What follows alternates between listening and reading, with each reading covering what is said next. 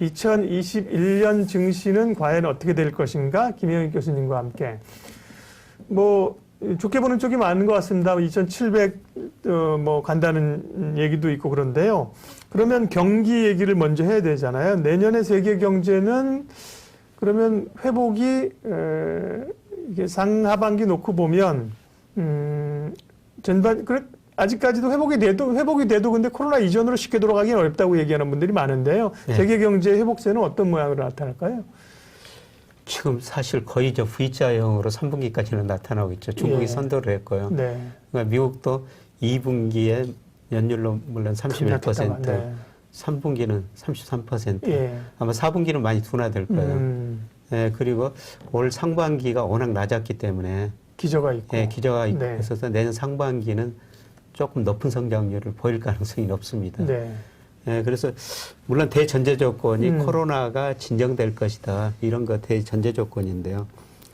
블룸버그 컨센서스 제가 오기 전에 보고 네. 왔습니다만은 예, 미국 경제 올해 마이너스 4%, 근데 내년에는 3.8%, 유럽도 마이너스 7.9, 내년에는 5.5, 이렇게 회복되리라고 보고 있거든요.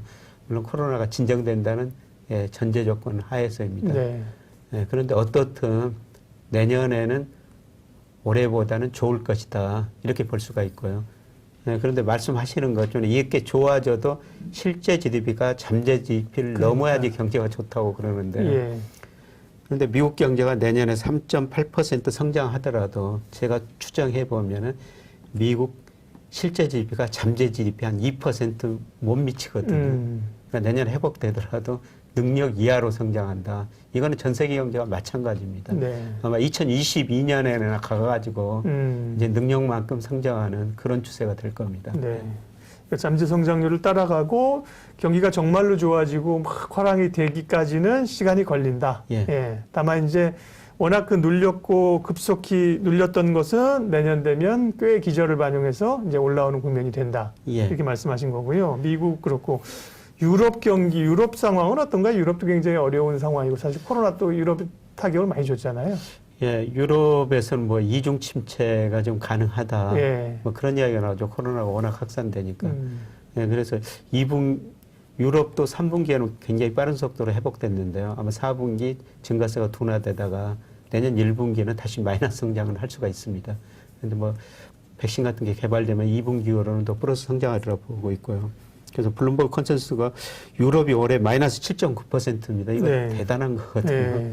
예, 그런데 내년에는 5.5% 이 정도 전망을 하고 있습니다.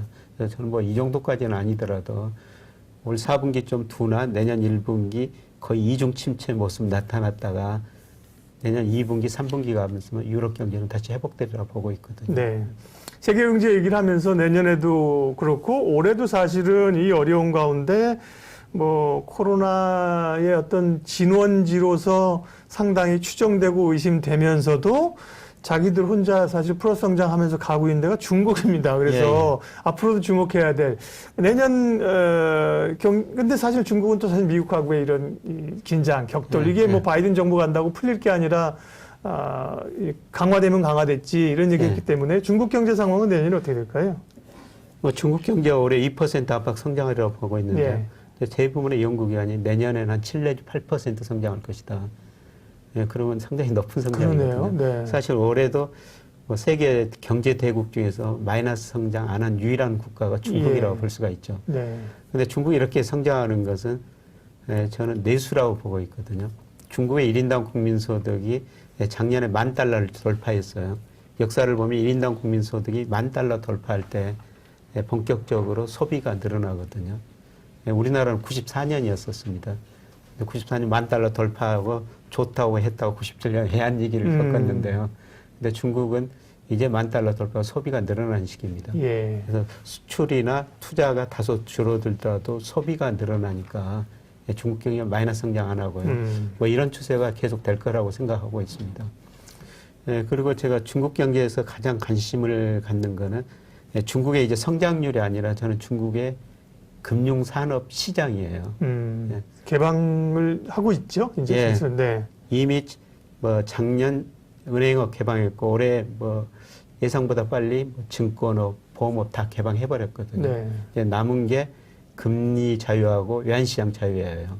근데 중국 위안화 국제화를 포함한 금융 강국을 계속 추구하고 있고 미국도 중국한테 요구하는 게 빨리 개방하라는 거거든요. 그래서 사실 중국이 2001년 WTO 가입하고 작년까지 보니까 미국하고 교역에서 5조 1천억 달러 벌어갔어요. 미국은 그걸 다시 찾아오자는 거죠. 미국이 잘하는 건 금융이거든요. 계속 중국한테 그렇죠. 금융시장 개방하라. 그래서 아마 기본적으로 패권 전쟁이기 때문에 이들 전쟁은 오래 갈 거예요. 그런데 때로는 서로 양보할 수도 있지만은 뭐 양보 시점이 어느 것이냐. 지금 미국이 중국 기술 규제를 하고 있는데 그걸 풀어주고 아마 중국은 금융 쪽의 문을 열게 금융 하고 쪽의 문을 열게 하고 뭐 그렇게 되면은 전 세계가 좀 편안하게 지낼 수가 있는 건데 그런데 그거는 어떻게 될지 좀 더 지켜봐야 될 것 같습니다. 패권 전쟁, 투키티데스 이야기가 나오는데요. 어쨌든 패권 경쟁 가는데 어찌 보면 이제 제조업 쪽 이런 쪽에서의 긴장 관계 좀 줄어들고 금융시장을 개방하려고 할 텐데 중국도 뭐 그걸 허락하랑 문을 안 열 거 아닙니까, 그죠? 금융시장을 문을 확 열어젖혔다가 이을 수 있는 자기네 경제 구조의 변동성을 잘 알 거 아니에요. 조심스럽게 갈 텐데. 조심스럽게 열기는 열 텐데요. 그런데 지금 유럽계, 미국계 금융회사들이 중국에 굉장히 많이 진출해 있거든요. 그리고 최근에 보니까 로무라 증권도 지금 중국에 계속 진출을 확대하고 있습니다. 그런 걸 개방하고 지금 미리서 가서 터전을 닫고 있는 거죠. 그 벌써 얼마 전부터 그 얘기를 하셨어요. 김혜익 교수님이 중국 증시가 한번 중국이 쇼크를 받거나 좀 흔들거리고 표현이 좀 죄송합니다만 와장창하면 기회를 줄 거다 중국으로 가자 그러셨는데 그럼 중국에서 앞으로 투자 기회는 투자자 입장에서는 어느 쪽에서 투자 기회를 삼아야 돼요? 저는 뭐 중국의 내수 1등주라고 보고 있거든요. 중국 경제가 내수 중심으로 성장할 것이다. 그래서 각 1등 기업. 그런데 최근에 그 중국 정부 정책 당국 보면은 조금 개별 기업 사는 거는 위험하거든요. 최근에 기업 IPO 시킨다고 했는데 갑자기 그냥 며칠 전에 못하게 좀 만들어 버렸습니까? 엔트그룹이요. 엔트그룹. 마윈이 한마디 잘못했다가. 그럴 수도 있으니까 저는 뭐 중국은 개별 기업보다는 그 1등주로 구성을 랩 펀드 뭐 ETF 뭐 이런 거로 간접 투자하시는 게 더 나을 거라고 보고 있습니다. 리스크 좀 줄일 수 그 시기는 서서히 이제 시작되고 있다. 지금부터 서서히 중국 비중을 늘려야 된다. 그러니까 아까 말씀드렸습니다만 세계 경제에서 중국이 차지하는 비중은 17%인데 세계 포트폴리오 금융자산 포트폴리오에서 중국 비중 한 4%밖에 안 된다는 거죠. 저는 그 갭이 줄어드는 과정이 앞으로 전개될 거라고 보고 있거든요. 그래서 앞으로 중국의 채권 시장, 주식 시장이 굉장히 빨리 확대될 것이다. 그리고 중국 기업들도 과거에는 은행에서 돈을 빌렸는데 앞으로는 주식 채권을 통해서 지금도 자금을 조달을 많이 하고 있지만 그쪽에서 자금을 많이 조달하고 있다. 그래서 중국의 채권 시장, 주식 시장이 굉장히 빠른 속도로 저는 성장하리라고 보고 있습니다. 중국의 뭐 소비 쪽에서는 아마 중국의 시총 제일 높은 게 마오타이 이런 걸 거거든요. 귀주 모태주 이런 걸 텐데 그런 개별 기업의 리스크가 좀 있으니 대표 기업들로 ETF 같은 거로 중국 시장을 사면 좋겠다. 저는 그렇게 보고 있습니다. 그 말씀을 하셨고요. 우리 마윈 선생은 조금 심하게 얘기했대요. 왜냐하면 그 자리가 그냥 금융 관계자들이나 이런 사람들끼리 모여 있는다면 지금 우리 중국도 이제는 규제를 좀 풀어서 글로벌 기업들이 크게 해야 됩니다. 이렇게 얘기하면 되는데 그 자리에 뭐 왕치산, 그다음에 뭐 중국 인민은행장 이런 사람들이 다 와 있는데 거기서 뭐 규제 이러고 얘기하니까 그 엔트그룹 상장 그 지시하라는 것도 오늘 그 월스트리트저널 얘기 보니까 시진핑 주석이 얘기했다는 거거든요. 교심죄에 걸려가지고 쉽게 하기 어려울 것 같은데요. 뒤끝이잖아요. 근데 중국을 그 하이브리드 캐피탈리즘이라고 최근에 더 이코노미스트 경제 주간지에서는 표현했더라고요. 무슨 의미인가요? 그러니까 자신만의 자신만의 자본주의를 해간다는 거죠. 그리고 가끔 뭐 중국 가보면은 뭐 정치는 그런 식으로 되고 있는데 경제는 사실 굉장히 저는 자유롭더라고요. 그래서 뭐 제가 사회이사 하고 있는 회사 공장에 가서도 보고 그 사람들한테 들어봐도 그렇군요. 기업 활동이 그렇게 위축되거나 규제하거나 이런 게 없군요. 그런 거는 별로 없는 걸 느꼈습니다. 그리고 거기서 돈 벌면 빼내오기가 힘들다 그러는데 그런 것도 생각보다 그렇게 큰 규제는 없었습니다. 그렇군요. 그러면 중국에 상당한 투자 기회가 있다 지금 말씀을 하셨고요. 한국 경제는 우리는 우리나라 경제 내년 경제하겠습니다. 올해는 소폭 마이너스가 좀 불가피하겠죠. 내년에는 우리가 플러스로 돌아서겠죠, 우리 경제도요. 네. 예, 올해 뭐 마이너스 1.0 정도 되고요. 네. 그러니까 우리 경제가 뭐 다른 선진국에 비해서 다른 뭐 이머징 마켓에서 마이너스 성장폭이 굉장히 적죠. 네. 예, 그거는 저는 중국 때문이라고 그러거든요. 그러니까 2008년, 2009년 미국에서 글로벌 금융위기 왔을 때 우리 마이너스 성장 안 했어요. 그때 중국이 9 내지 10% 성장해 줬거든요. 그러니까 우리 수출 비중이 중국이 한 26% 차지하고 있는데 중국이 좋으니까 예. 우리 상대적으로 2009년에도 마이너스 성장 안 했고요. 이번에도 마이너스 성장 안 한 거는 물론 우리 훌륭한 경쟁력 있는 제조업도 있기 때문에 저는 중국이 마이너스 성장 안 한 탓도 있다고 보고 있습니다. 근데 어떻든 올해 마이너스 1% 안팎 성장할 텐데요.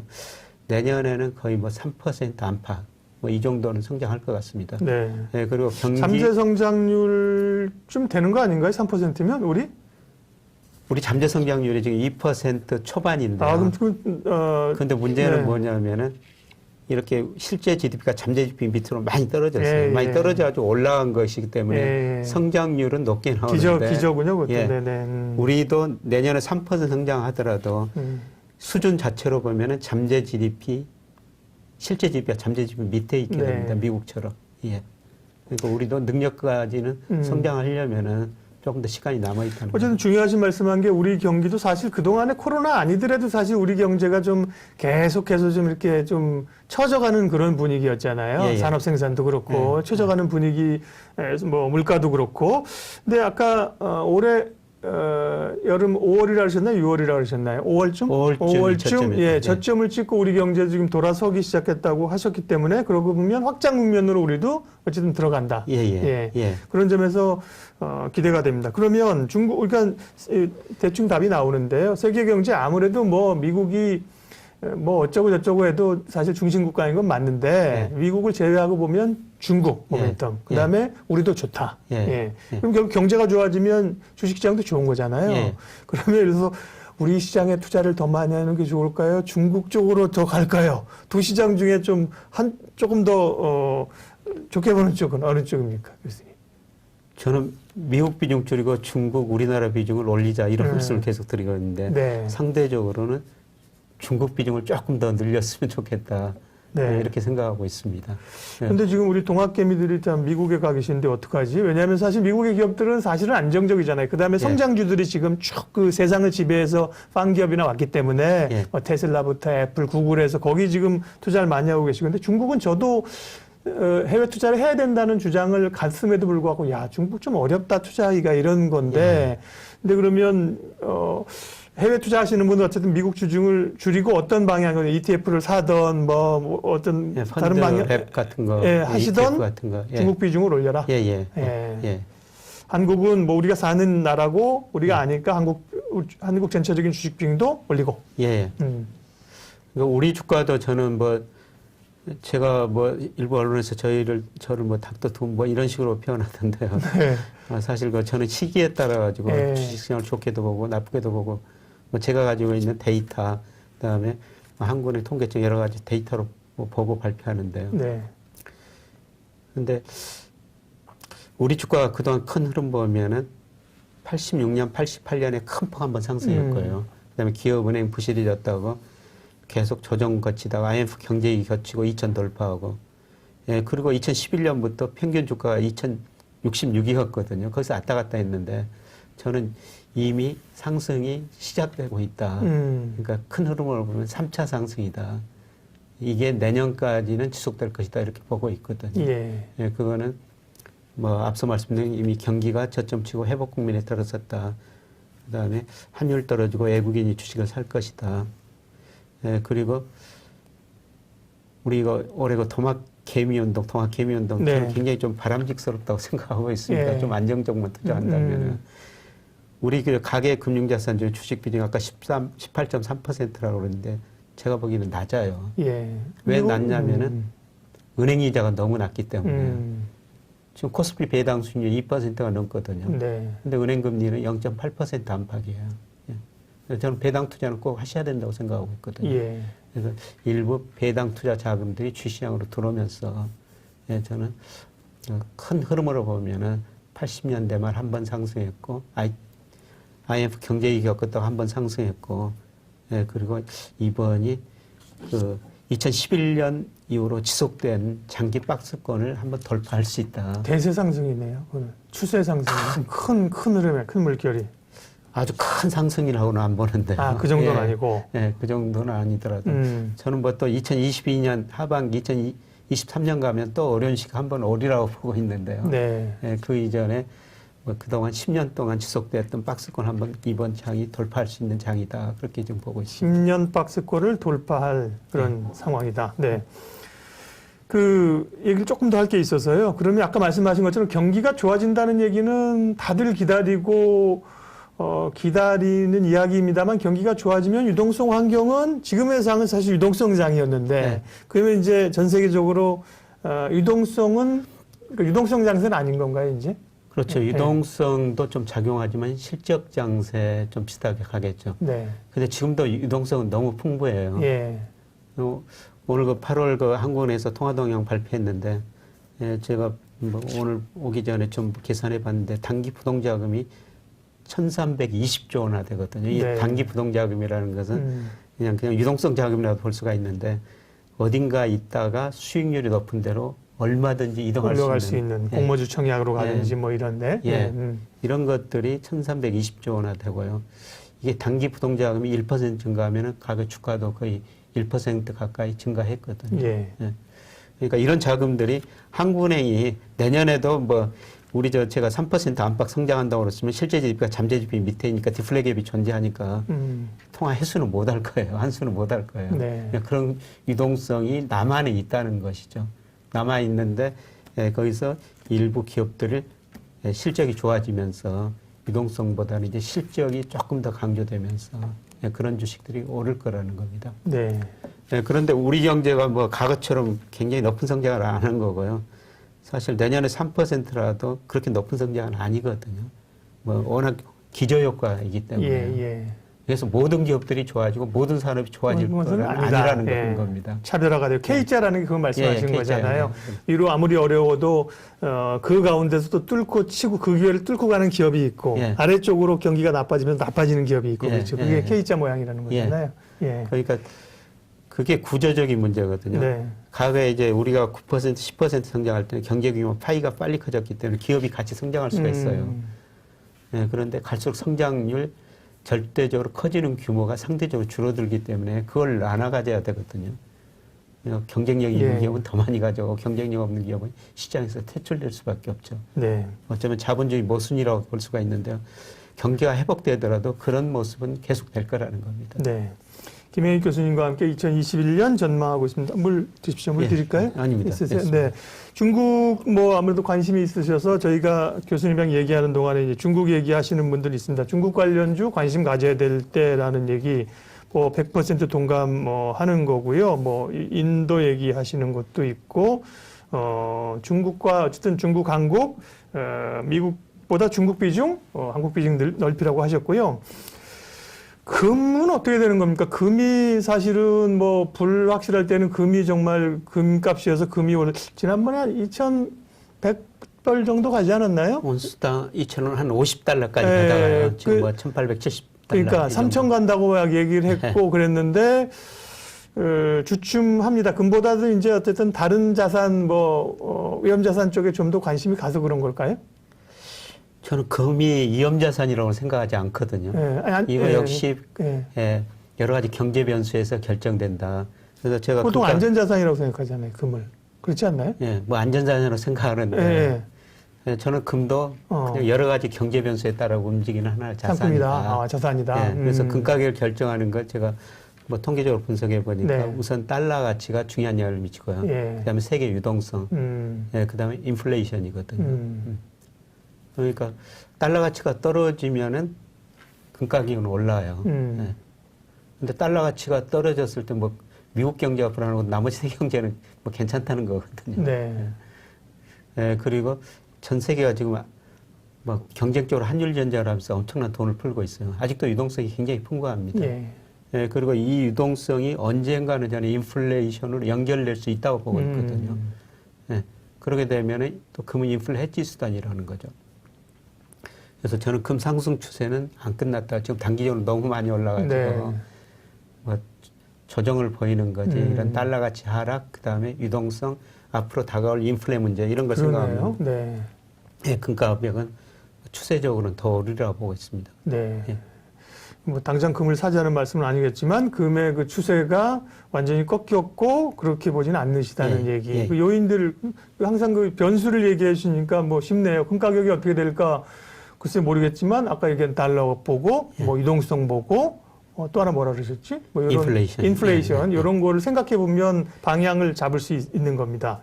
유가 얘기도 좀 상품 얘기 나온 길에 하면요. 유가도 뭐 지금 이제 미국 행정부가 바뀌고 그러면 이제 트럼프가 워낙 이제 셰일 오일 쪽을 많이 키우고 이랬었는데 그러니까 미국도 사실은 석유 주권 뭐 이런 걸 꽤 확보하려고 했던 거잖아요. 예. 예, 그 사우디 쪽에서도 사실 좀 중동 쪽도 자기들이 그렇게 이제 거리 신경 안 써도 될 자기들이 에너지가 있으니까. 근데 이제 유가는 이제 조금 오르나요 앞으로? 뭐 내년 세계 경제 회복되면 유가도 오를 수밖에 없습니다. 네. 뭐 세계 경제 회복되면 원유 수요가 이제 증가하니까요. 예. 근데 과연 이제 얼마나 오를 것인가 그게 네. 문제인데요. 좀 뭐 배럴당 뭐 40달러 안팎에서 움직이고 있는데 우리가 많이 수입하는 그 두바이 기준이 그러니까 2000년으로 평균 한 61달러였거든요.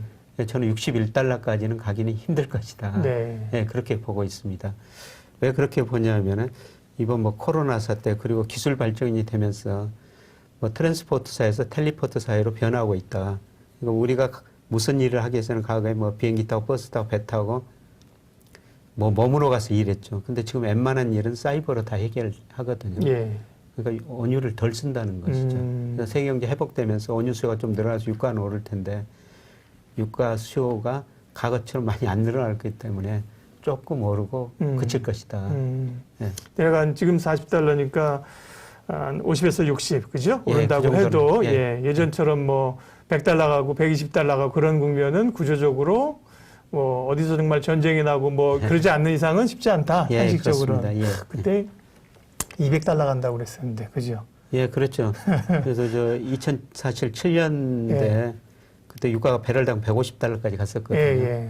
예, 그때 뭐 애국계 많은 아이비들이 200달러 간다고 그랬었습니다. 그러니까요. 예, 그런데 또 2008년 미국에서 위기가 와가지고 예. 예, 그게 또 20달러까지 폭락했지 않습니까? 그러니까요. 근데 뭐 여기서 유가가 사실 100달러가 오르면 힘든 거고요. 우리도 석유도 안 나오는 나라고 안정적으로 만약에 또 말씀하신 것처럼 60달러, 70달러 넘어가면 이제 셰일 쪽에서 단가가 이제 맞으니까 또 공급이 늘어날 거 아닙니까? 그죠? 예, 그렇습니다. 그래서 기술 혁신이 결국 셰일 오일, 셰일 가스가 사실은 이 에너지 가격을 낮추는 그런 요인들이 있고요. 금 유가 받고, 예. 그러면, 내년 경제 얘기 쭉 얘기를 했었는데, 그 내년 상반기까지 올 연말도 아까 못 들으신 분들이 있으실까봐 연말까지의 흐름들 조금 불안한데 연말 되면 11월에 좀 오를 때 팔고 12월에 좀 줄여놓을까요? 그랬더니 그럴 필요 없다고 연말 내년 상반기까지 좋게 보신다 그랬는데 그럼 그리고 아까 이제 10년 박스권을 어쨌든 좀 한 단계 위로 올라갈 수 있다 그러셨잖아요. 그러면 코스피 기준으로 교수님 설정하고 계신 밴드대가 어느 정도 돼요? 사실 주가 지수는 얼마나 올라갈까 말씀드리기 쉽지 않습니다만. 네. 네, 저는 내년 상반기가 우리나라 역사상 사상 최고치를 기록하는 시기가 될 것이다. 그러니까 우리 주가가 아마 2017년 초에 2600 네. 잠깐 넘었지 않습니까? 예, 그거를 돌파하는 게 내년 상반기일 것이다. 예, 그래서 제가 뭐 내년 평균 주가 거의 한 2,400 안팎 정도 나오거든요. 평균? 네. 예, 그 평균에서 우리 주가가 뭐 1호도 10% 밑으로 10% 떨어질 수 있으니까. 그러면은 요새 증권사에서 2,700, 2,800 뭐 이렇게 이야기하는데 그 정도도 갈 수는 있다는 것이죠. 예. 그것도 좋은 아이디어셨네요. 사실 왜냐하면 증권사 저도 증권사 계신 분들이랑 다 친하고 뭐 애널리스트 고충을 잘 알지만 내년 지수 전망하면 그렇습니다. 저점 2,150, 고점 2,700 이렇게 얘기하면 아이고, 뭐 2,700에서 2,100까지 간다는 거야. 어디를 믿어야 되는 거야. 사실 밴드가 너무 큰 거 아니야. 분석을 안 하는 입장에서. 교수님도 리서치 하시고 센터장도 하시고 그랬지만 일반 저희 입장에서는 뭐 밴드가 너무 큰 거 아니야. 그런데 이렇게 중심을 딱 잡아주시니까 그죠. 대략 평균 지수를 잡아주니까 좋네요. 위로 갈려지 아래 갈려지 좀 열어놓으니까.